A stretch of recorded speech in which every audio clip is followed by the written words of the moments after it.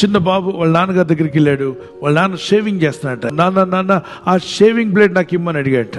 Father చెప్పాడు, no అని చెప్పాడు. డాడీ నాకు ఇవ్వు అని కింద పడి కొట్టుకుని ఏడుస్తున్నాడు. ఎందుకు ఏడుస్తున్నావు అంటే, నువ్వు నాకు నిజంగా నాన్నవైతే నాకు ఇవ్వు అంటే కర్ర తీసుకొచ్చి 2 ఇచ్చాడట. ఇప్పుడు కాదు నీకు ఇవ్వాల్సింది, ఒక వయసు వస్తుంది అప్పుడు నేను ఇస్తాను.